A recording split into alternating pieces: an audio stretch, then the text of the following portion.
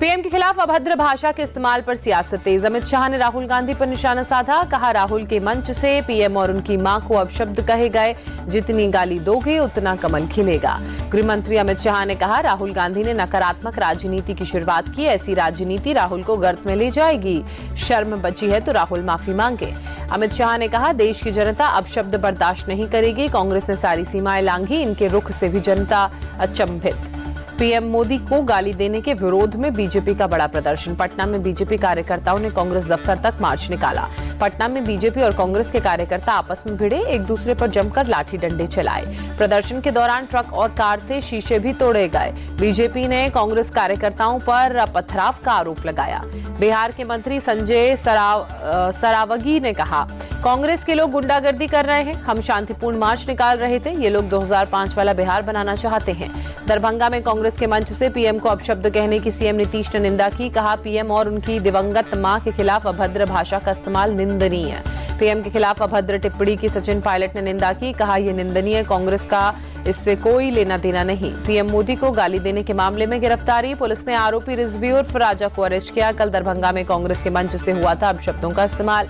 चुनाव से पहले महिलाओं के लिए नीतीश कुमार का बड़ा ऐलान। मुख्यमंत्री महिला रोजगार योजना शुरू करने की घोषणा की। व्यवसाय करने के लिए मिलेगा आर्थिक सहायता। बिहार में राहुल की वोटर अधिकार यात्रा का 13वां दिन आज बड़ी संख्या में लोग शामिल हुए। तेजस्वी और वीआईपी पार्टी के चीफ मुकेश सहनी भी यात्रा में मौजूद। चुनाव आयोग ने कांग्रेस पार्टी के दावे पर जवाब देते हुए कहा, कई गाँव में मकान नंबर आवंटित नहीं होता, इसलिए वोटर रोल में सांकेतिक नंबर दिया जाता है। कांग्रेस ने एक ही मकान नंबर पर 947 वोटर होने का दावा किया था। बाराचट्टी विधानसभा के निदानी गांव में बूथ नंबर 161 को लेकर दावा किया था। बिहार बदलाव यात्रा में गया के वजीरगंज पहुंचे जनसुराज के संस्थापक प्रशांत किशोर। बड़ी संख्या में उनके समर्थक जुटे।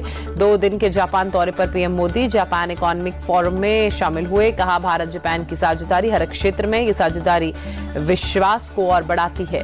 पीएम मोदी ने कहा, भारत निवेश के लिए सबसे बेहतर, यहाँ राजनीतिक और आर्थिक स्थिरता। जापान में पीएम मोदी ने कहा, भारत दुनिया की सबसे तेजी से बढ़ने वाली अर्थव्यवस्था, जल्द ही तीसरी सबसे बड़ी इकोनॉमी वाला देश बनेगा भारत। मोदी ने कहा, भारत की आर्थिक नीतियों में पारदर्शिता, रिफॉर्म परफॉर्म ट्रांसफॉर्म हमारी अप्रोच, भारत के कैपिटल बाजार में अच्छा रिटर्न। जापान में मोदी ने कहा, भारत टैलेंट का पावर हाउस है, जापान टेक पावर हाउस, दोनों देश मिलकर टेक रेवोल्यूशन कर सकते हैं। मोदी ने कहा, भारत का टैलेंट और जापानी टेक्नोलॉजी दुनिया बदलेगी। भारत और जापान में साझेदारी की अपार संभावनाएं। जापान दौरे पर पीएम मोदी टोक्यो में होटल में भारतीय समुदाय ने जोरदार स्वागत किया। सांस्कृतिक नृत्य भी प्रस्तुत किया। प्रवासी भारतीयों ने पीएम मोदी के होटल पहुंचने पर मोदी मोदी और भारत माता की जय के नारे लगाए। पीएम ने हाथ हिलाकर अभिवादन स्वीकार किया। 31 अगस्त से 1 सितंबर तक चीन के तियानजिन में रहेंगे पीएम मोदी। चीनी राष्ट्रपति शी जिनपिंग के निमंत्रण पर एससीओ सम्मेलन में शामिल होंगे। पीएम मोदी ने विदेश यात्रा को लेकर सोशल मीडिया पर पोस्ट कर लिखा, जिनपिंग और पुतिन से मिलने का उत्सुक हूं। संघ प्रमुख मोहन भागवत का बड़ा बयान। मथुरा काशी आंदोलन का समर्थन नहीं करेगा संघ, कहा, लेकिन हिंदुओं की भावना का सम्मान होना चाहिए। भागवत ने 75 साल की उम्र में रिटायर होने की अटकलों को खारिज करते हुए कहा, ना मैं रिटायर होऊंगा, ना किसी को रिटायरमेंट के लिए कहूंगा। आरएसएस और बीजेपी के रिश्तों के सवाल पर मोहन भागवत का जवाब, कहा, हम सलाह दे सकते हैं, फैसले खुद लेती है बीजेपी। मोहन भागवत ने जनसंख्या असंतुलन पर चिंता जताते हुए कहा, भारत के हर घर में हो 3 संतानें। घुसपैठ पर मोहन भागवत की 2 टूक, कहा, डेमोग्राफी बदलना चिंता का विषय है, घुसपैठ और धर्मांतरण को रोकना ही होगा। जमीयत उलेमाए हिंद के अध्यक्ष मौलाना अरशद मदनी ने आरएसएस की तारीफ की। कहा, 100 साल पूरे होने के मौके पर जो प्रस्ताव आरएसएस ने रखा हमें अच्छा लगा। काशी मथुरा के अलावा किसी मंदिर में शिवलिंग न ढूंढने के संघ प्रमुख के बयान पर मदनी ने कहा, इस मामले में हमारा नजरिया 1991 का वर्शिप एक्ट है। लखनऊ में सीएम योगी ने राज्य निर्वाचन आयोग के कार्यालय भवन की पूजन किया, भूमि पूजन। मंत्री ओपी राजभर इस वक्त उस दौरान मौजूद रहे। महाराष्ट्र में मराठा आरक्षण का मुद्दा एक बार फिर से गरमाया। मुंबई के आजाद मैदान में मराठा आरक्षण कार्यकर्ता मनोज जारंगे पाटिल धरने पर बैठे। प्रशासन ने 1 दिन की दी है आंदोलन की अनुमति। आंदोलन में बड़ी संख्या में लोग शामिल हुए। मराठा को ओबीसी कोटे से आरक्षण देने की मांग, कानून व्यवस्था के मद्देनजर भारी संख्या में पुलिस बल की तैनाती। नेपाल के रास्ते जैश के 3 आतंकी बिहार में घुसे। पुलिस मुख्यालय से पूरे राज्य में हाई अलर्ट। आतंकियों के नाम और स्केच किए गए जारी। मोतिहारी पुलिस ने आतंकियों पर 50-50 हजार का इनाम घोषित किया। लोगों से अपील की, कोई संदिग्ध दिखे तो तुरंत खबर करें। रुद्रप्रयाग में बादल फटा, 40 से 45 परिवार फंसे, रेस्क्यू के लिए एसडीआरएफ की टीमें पहुंची। पौड़ी गढ़वाल में मूसलाधार बारिश के बाद नदी नाले उफान पर, शहर के कई हिस्सों में जलभराव। भारी बारिश के बाद उत्तराखंड में अलकनंदा नदी उफान पर, जलस्तर बड़ा, अलर्ट जारी। रुद्रप्रयाग में भारी बारिश से जनजीवन प्रभावित, नदी नाले उफान पर, कई जगहों पर लैंडस्लाइड। कटरा में माता वैष्णो देवी की यात्रा लगातार चौथे दिन स्थगित की गई, बारिश और भूस्खलन के चलते प्रशासन का फैसला। चमोली के मोपाटा में मूसलाधार बारिश से बिगड़े हालात, जगह जगह जलभराव, 2 लोग लापता, परेशानी बढ़ी। जम्मू कश्मीर में मूसलाधार बारिश, नगरोटा में पानी के तेज बहाव की वजह से पुल टूटा, नदी नाले उफान पर। महाराष्ट्र के लातूर में भारी बारिश, पानी के तेज बहाव में किसान बहा, स्थानीय लोगों ने मशक्कत के बाद बचाया। लातूर में बीते 2 दिनों से मूसलाधार बारिश का दौर जारी, मौसम विभाग ने बारिश का अलर्ट ऑरेंज जारी किया। प्रशासन ने नागरिकों से सावधानी बरतने के लिए कहा। पंजाब में बाढ़ की चपेट में 7 जिले, 350 से ज्यादा गांव में पानी भरा। 30 अगस्त तक राज्य के सभी स्कूल बंद, 6000 से ज्यादा लोगों का रेस्क्यू। लाहौल स्पीति के कोकसर में अचानक पहाड़ टूटकर गिरने लगा, काफी देर तक सिलसिला चलता रहा। पहाड़ टूटकर गिरने से दहशत में आसपास के लोग, किसी तरह के जान माल के नुकसान की खबर नहीं। हिमाचल प्रदेश के मनाली में कई जगह तेज बारिश, भारी बारिश के चलते जलभराव।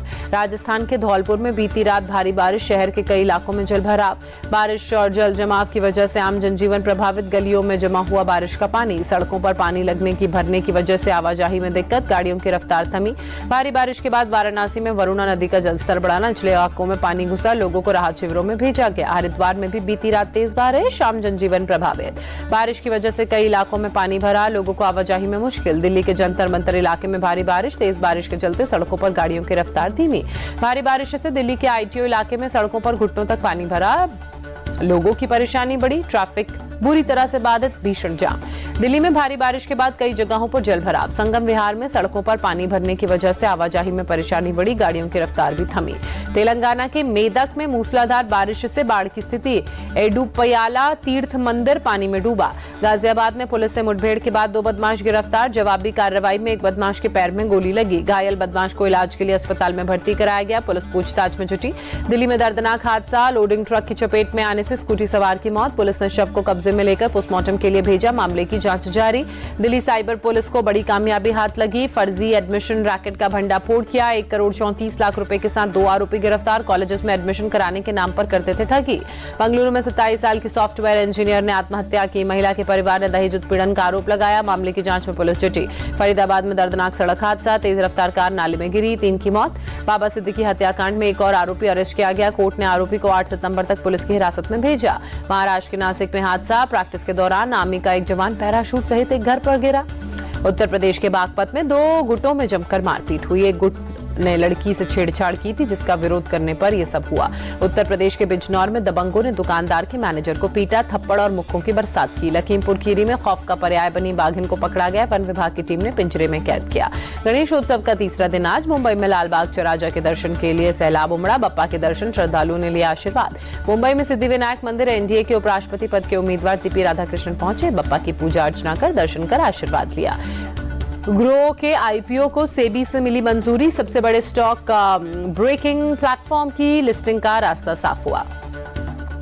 डीडीए ने प्रीमियम हाउसिंग स्कीम 2025 लॉन्च की, योजना के तहत फ्लैट्स को किफायती दामों पर बेचा जाएगा। 26 सितंबर आवेदन की आखिरी तारीख। गेमिंग बिल के खिलाफ 30 अगस्त को कर्नाटक हाईकोर्ट में सुनवाई। रमी खिलाने वाली कंपनी A23 ने कहा स्किल्ड बेस्ड गेम को बैन करना गलत है। हॉकी के जादूगर मेजर ध्यानचंद की आज जयंती, खेल मंत्रालय की तरफ से, साथ ही केंद्रीय खेल मंत्री मनसुख मंडाविया ने उन्हें श्रद्धांजलि दी। डायमंड लीग में खिताबी जीत से चूके नीरज चोपड़ा, लगातार तीसरी बार सिल्वर मेडल से करना पड़ा संतोष। जर्मनी के जूलियन वेबर ने गोल्ड पर किया कब्जा। नीरज चोपड़ा अपने आखिरी प्रयास में 85.01 मीटर का थ्रो करते नजर आए। जूलियन वेबर ने 91.51 मीटर का थ्रो कर गोल्ड पर किया कब्जा। 30 अगस्त को हॉकी विद हरमनप्रीत कार्यक्रम का आयोजन होगा। राजगीर के आसपास के गांव में खिलाड़ी कप्तान हरमनप्रीत के साथ खेलेंगे हॉकी। 31 अगस्त को संडे ऑन साइकिल का खास कार्यक्रम होगा। राजगीर के आसपास के गांव के युवाओं के साथ भारतीय हॉकी टीम के खिलाड़ी 5 किलोमीटर तक साइकिल चलाएंगे। मोहम्मद शामी ने रिटायरमेंट की अफवाहों को खारिज करते हुए कहा, वनडे वर्ल्ड कप जीतना है सपना, जिस दिन बोरियत होगी खुद मैदान छोड़ दूंगा। श्रीलंका ने एशिया कप के लिए 16 सदस्यीय टीम का ऐलान किया। वानिंदु हसरंगा की टीम में वापसी। मेंस डबल्स में भारत के सात्विक साईराज और चिराग की जोड़ी जीती। सात्विक चिराग ने चीनी जोड़ी को हराया, क्वार्टर फाइनल में एंट्री की। अनहद सिंह ने स्क्वॉश चैंपियनशिप जीतकर लगाई राष्ट्रीय खिताब की हैट्रिक। आकांक्षा सालुंके को हराकर चैंपियन बनी।